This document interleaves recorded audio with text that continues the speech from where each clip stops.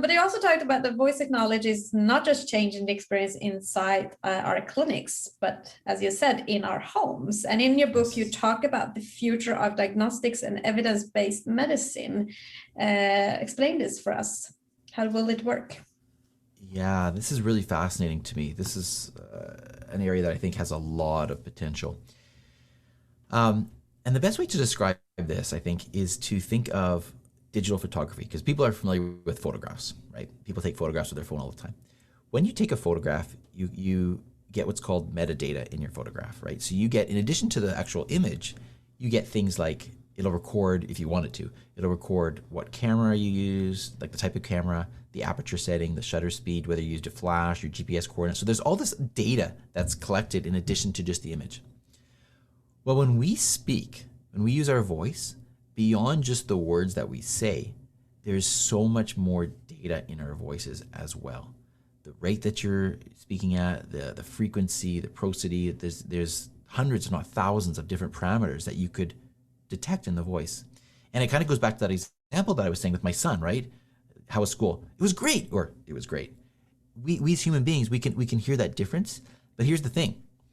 If we can hear the difference, we can train computers using artificial intelligence to hear the difference as well, using these language models and data sets.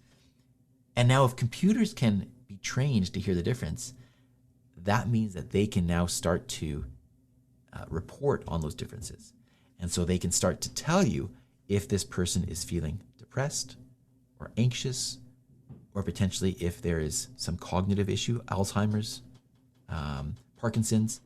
And there's even been some studies that show that the way somebody speaks is correlated with their risk of coronary artery disease. And more recently, over the past year, there's a study, and there's actually an application out there that helps to determine if somebody has COVID based on the way they are speaking. Wow. And so you can imagine that if you have this technology in somebody's home and they just start talking to their device potentially could start to alert them if there is some type of medical problem going on just by listening to the sound of the voice. So that's really interesting. Wow. What I love about it is I live my life. My mom is a nurse, and I live in terms of like, it's better to prevent of going to the doctors than wait for going to the doctors. And that's what I'm doing right now when I'm getting older, is like make sure that I know my levels and hormones and all of that, so I don't wake up one day and have to go to the doctor to do this. And this make it so possible for that more people can start preventing their health, and that saves a lot of time for the doctors also to spend their time on people that actually need the help.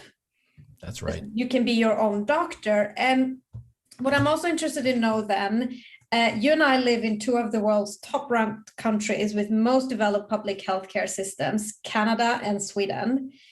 So how accessible and revolutionizing do you believe the voice first era will be for the countries with less developed public care systems?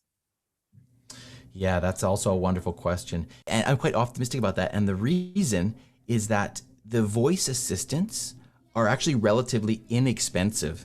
And so that means that countries that aren't as well off financially as we are, they potentially will be able to access this technology through relatively inexpensive hardware. And then once they've got the hardware, you're able to tap into these technologies. So, and when it gets to the coverage of internet and 5G, as this becomes more and more accessible, I think that's going to have an impact on that as well. So time will tell, but I actually believe because the cost is relatively low, that there's a lot of opportunities and possibilities there for some of the more developing countries.